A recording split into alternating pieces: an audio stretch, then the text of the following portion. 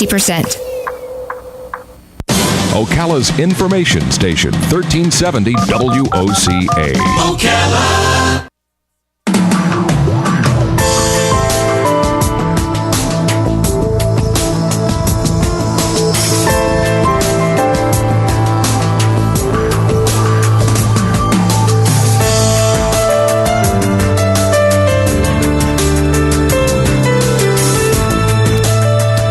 All right, 5 minutes after 11 o'clock. Thank you for tuning in. I hope you're enjoying the interviews that we've been doing all these years. We're going on 12 years doing this, and the interviews with different people are just, they vary so greatly from political to entertainment, and the last one with the Old Farmer's Almanac lady. And we've had many novelists, and those who listen to us typically know, or all the time, know that typically, that's what I want to say.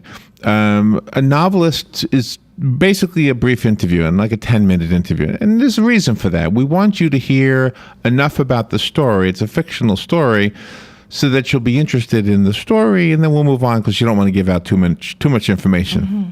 We decided with this one, we wanted to speak a little bit longer because this is a little different. Not only do we have a wonderfully written novel called Crossing Savage, but it's written by a guy who has an amazing biography, an amazing, what do you call it, resume? Yes. It's not in the form of a resume. He, the author, our guest, is Dave Edlund. He is a leading expert in hydrogen energy. He's an inventor on 90 U.S. patents, more than 120 foreign patents. He has published a lot, even though this is his first novel, from what I understand. He's published a lot of technical articles and presentations. He's an invited author on many technical and alternative energy discussions. He currently lives in Bend, Oregon, so I'm guessing he got up early to be with us this morning.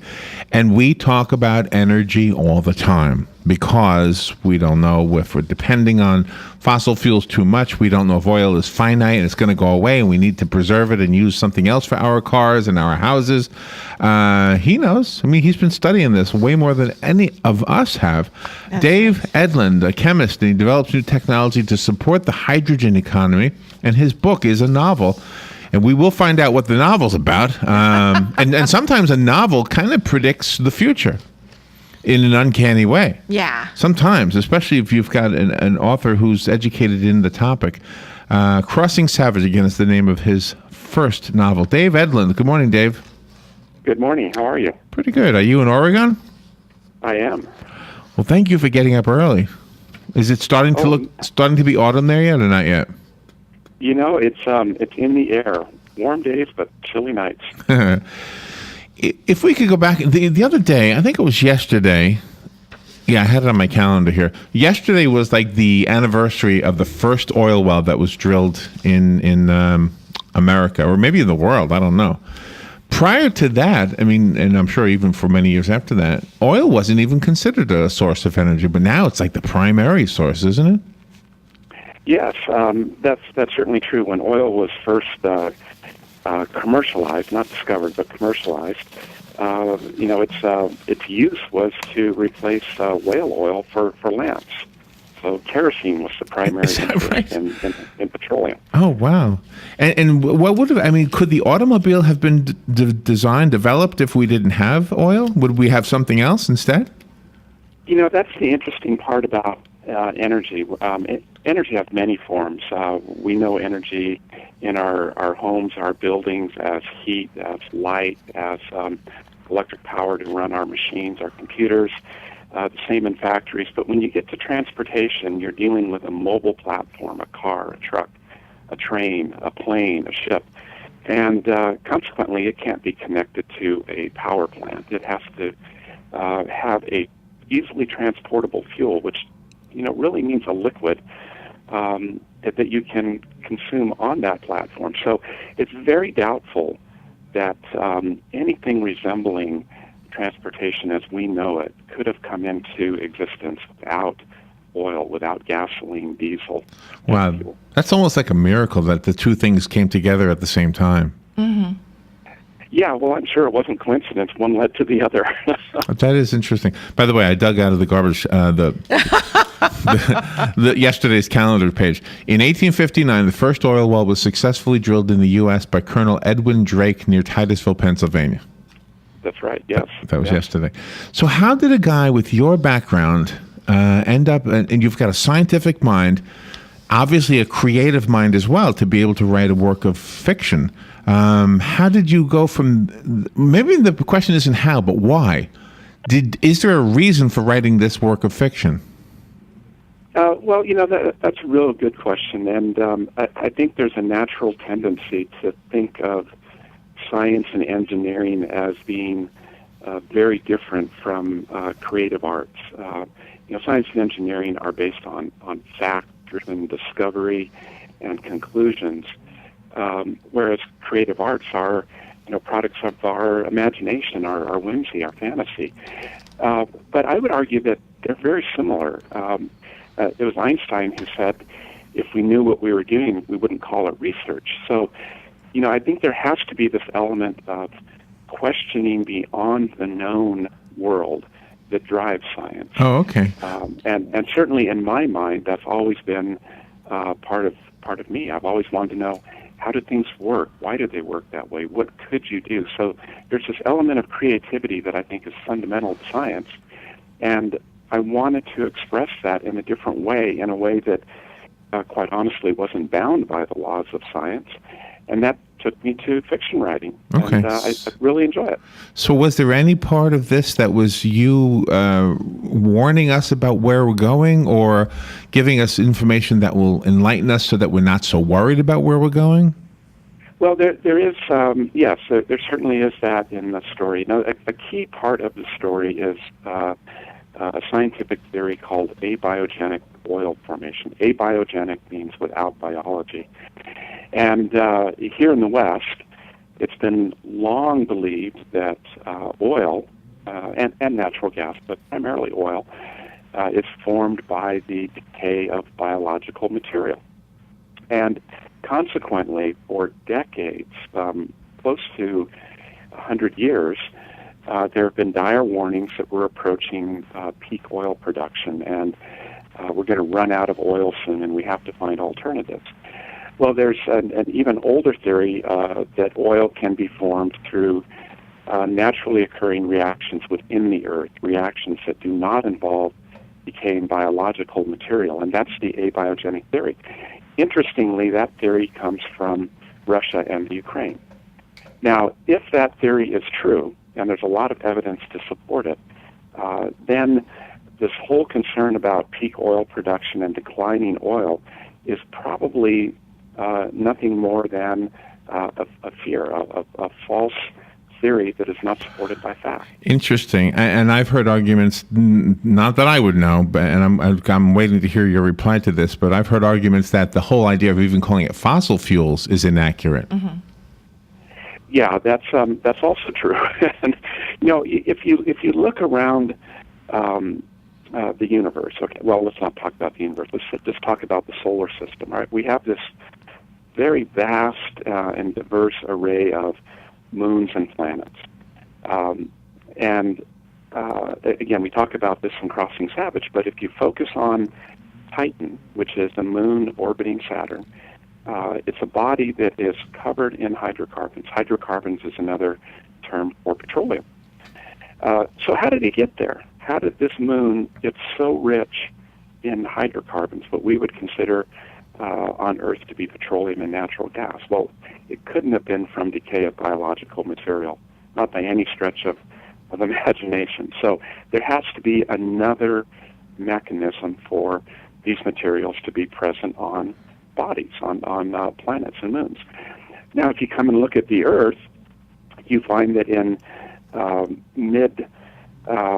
I should say a continental plate boundary, so if you go to the middle of the Atlantic Ocean where the plate is separating and material is coming up from the mantle, you find oil and hydrocarbons. If you look at continental boundaries where the ocean plates are going under the continental plates, again, you can find petroleum. So there's physical evidence of oil coming up from the magma within the Earth. There's also very strong evidence that there's a lot of hydrogen inside the mantle in the Earth. Now, hydrogen is a material, an element that is necessary to make hydrocarbons. There's 3 times the amount of water in our oceans trapped in the mantle underneath our crust. Again, water is going to be one of the key elements necessary to make hydrocarbons. So all of this circumstantial evidence that chemical reactions not involving the decay of biological material are occurring in the Earth on a regular and routine basis, resulting in production of oil. Wow. The scientist that you are and the chemist that you are, I'm sure we could talk forever, and maybe I would grasp some of it. You've done a really good job of speaking to the common man, and I am the common man, by the way, in case you wondered who is the common man. It's me.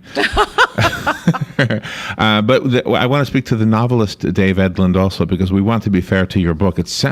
I've got so many questions, but we're up against the clock, so let's just take a break. And we've got some weather and a couple of commercials, and we'll be right back with Dave Edlund. The book, again, is called Crossing Savage. We'll be right back with Dave.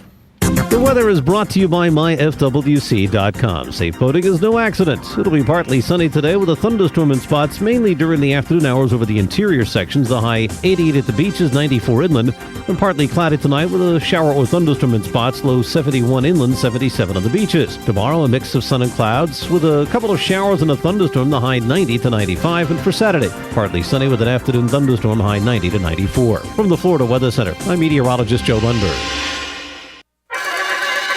I'm Major George Patterson from the Salvation Army. Please stop by our family store at 120 Northwest 10th Street in Ocala, where on Wednesday you have a 50% off clothing and bric-a-brac. On Friday, 25% off furniture and large appliances. And on Saturday, stop by to our yard sale from 8:45 to 11. Donations can be made by calling 352-732-4469 and we'll pick it up. Funds from the store go toward the services that we provide in Marion County.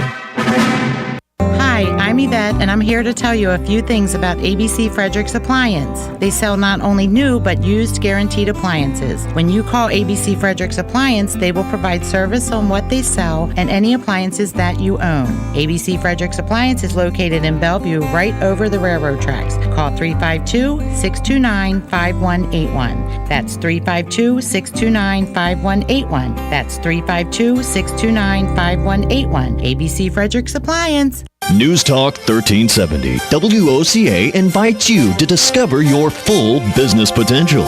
News Talk Radio is the perfect environment for your advertising. WOCA's News Talk format pinpoints information-hungry, better educated, high-income adults. So use us to talk to them. Call 732-8000. 732-8000. We're Ocala News Talk Radio. News Talk 1370 WOCA. Hey, I'm Gary. And I'm Eric. Did you know that Red Eye Radio is on WOCA The Source every night from 2 to 6 a.m. and it's live? That's right. No tape shows here. We know that the news doesn't sleep. And neither do we. So we're here with you live from 2 till 6 a.m. every weekday. Call us 866-90-RED-EYE. So join me, Gary McNamara. And me, Eric Harley, every weeknight to discuss the latest in news and entertainment. Right here on WOCA The Source. All right, thank you for staying tuned. 18 minutes after 11 o'clock, beautiful Thursday, and real quick look at the weather temperature, I should say. It is 84 degrees here at the studios of WOCA The Source. Dave Edlund is on the phone. We've been speaking to him. He is out in Oregon. He's a chemist, and he develops new technology, and he's written a book. It's his first novel. It's a thriller novel. And let me just read the little blurb that was sent to me. When one by one the world's leading experts on alternative energy are assassinated, a trail of deadly clues winds through D.C., Moscow, and Caracas. Is that how you say it? Caracas? With Russia's recent invasion of Crimea, the plot to author Dave Edlund's latest political thriller reads less like fiction and more like a chilling echo of world events. In Crossing Savage, which was released, I guess, back in March, Edlund, a leading expert in alternative energy, brings readers face-to-face with the promise of energy independence and its true cost. Yeah. That sounds like it's not a good thing, maybe. If I had a solar cell on my car and on my house, and I was never paying the electric company anything, what would be the problem with that? Oh, there's no problem at all with that. In fact, I think that's a wonderful thing to do. There's so many different ways for us to become independent of imported energy, and let's be truthful. We still import a lot of oil. Most countries, most Western countries do, and I think that there's a cost associated with that, a penalty. We've been in the Middle East engaged in warfare for the better part of 20 years now, largely due to our interest in that region of the world as an oil exporting country. So, if we can get away from that as a nation, then I think that's a good thing. But the premise in the story is what's good for the U.S. may not be viewed as good by those countries that export oil, and so I don't think that we should view energy independence naively. I think we should view it as an important goal to strive for, but understand that there would be ramifications globally in achieving that. So are we at the mercy of people who want to make money? This is what we hear all the time. It's if whether you're selling solar cells or wind mills or pumping oil, all three of the above want us to buy from them because it's all about the money. Are we really at their mercy? Sure, yeah. In engineering, we have a saying that there are things that are easy and things that are difficult, and things that are difficult just mean they cost more money. So, when you're looking at making choices as a consumer, you're going to be influenced by the people who are trying to sell you those choices, right? And there's no getting around that. So, as consumers, I think we have a duty to evaluate choice. Do you want to spend the money for solar panels? Do you want to pay a little more to your electric utility to buy certified green electricity? Do you want to pay more money for a car that is a hybrid or a battery electric hybrid, or in the not too distant future here, a fuel cell car? You're always faced with making those choices, but it's up to us consumers to choose when it's all said and done. The places that you have in your book where the action takes place goes from the Kremlin to the White House and Miraflores Palace. That can be considered characters as well, each individual place. Well, that's true, and I selected those locations with purpose. Russia plays a key role in the novel, and at the time that I wrote this book, we were at a more healthy state of affairs with Russia. But I think the leader of Russia, Vladimir Putin, would be viewed by most as being an ultra-nationalist, and his intentions are pretty clear at the moment. Not unlike what readers are going to find in the story. Venezuela and Russia are two members of OPEC, and they're major exporting nations when we talk about oil. And they're certainly not necessarily friendly toward the U.S. Venezuela has had a hostile position toward the U.S. for a long time. So it's an odd relationship that the U.S. has with oil exporting countries. It's almost a love-hate relationship, and so that's important to the realism in the story. A lot of the action is going to take place here in Oregon, where I live. Those regions were selected because I'm familiar with them, and they're a little bit unusual to appear in an action thriller. So I wanted to get different scenery in there for readers to enjoy. My goodness, and I want to ask why that's important, but we have the phone ringing. Are you okay with going to the phones? Sure. Okay. Thank you for calling in. You're on the air now with Dave Edlund. Okay, well, it all basically boils down to money. I don't know if most people have heard about a man. His name is Edlund Rothschild, whose estimated worth is between $500 trillion to $700 trillion.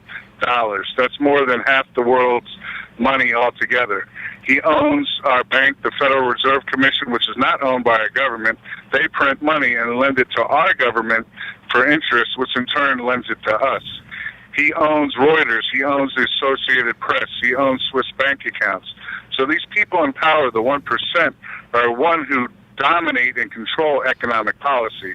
Like over Chavez over in Venezuela, our country sent over people to talk to him to basically bribe him to try and get his oil, to try and get his country, and he said no. So they had a bunch of people uprise and go against him, but then he had more people that loved him than went against him, so it failed. So people wonder, oh yeah, Chavez is a bad guy. He's underpricing gasoline and oil in this country. It's because of our imperialistic ways, and not us, the American people, but the people who govern us quietly. You know, like Obama's not in charge. These people in power that have been in power for a long time, the reserve banks, the union banks, the Nazi banks, they've all figured out a plan how to control us. Whether there's wars, they make money. When there's poverty, they make money. They make money every single way. How to fractionalize money, how to print money.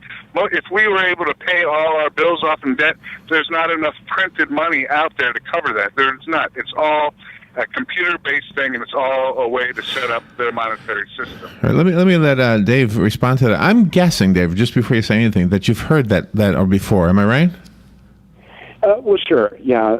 There's lots of stories, and there's a fair bit of speculation that go with those stories about who's in control, and certainly when you get into energy topics, there's a lot of discussions that you can find related to the true powers and the roles that big government and big industry play in trying to dominate energy and, by extension, governments and money. But we do still live in a democracy, and we all have the right to vote. And at the end of the day, it's we're putting the people in Washington.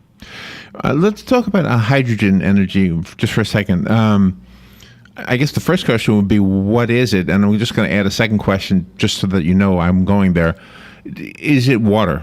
Could I one day drive a car and just fill up the tank with water?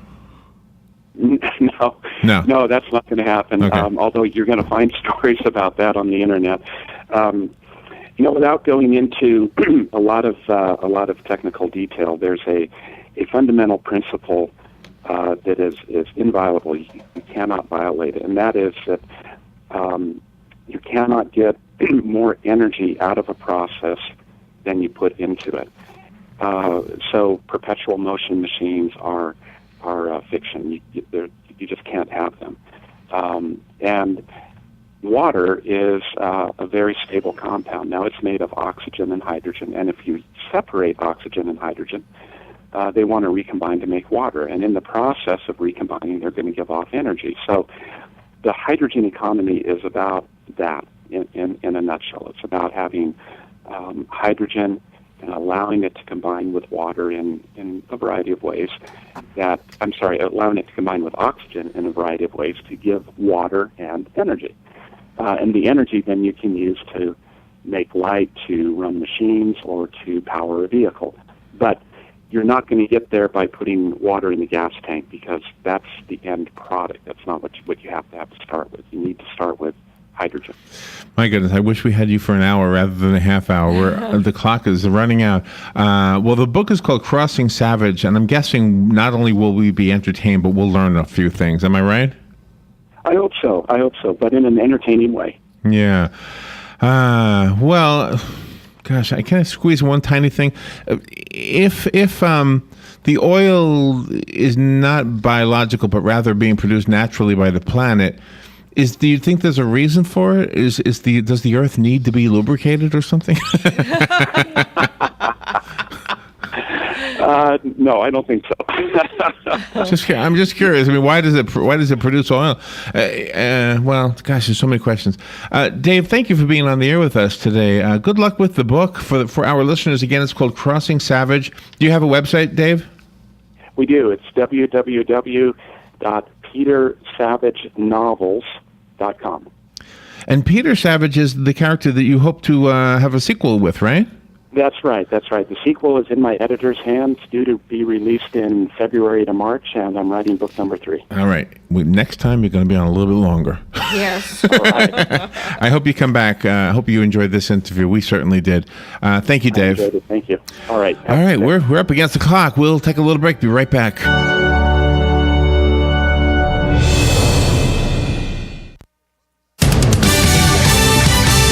Fox News Radio, I'm Lillian Wu. A top Ukrainian official says 2 columns of tanks from Russia have entered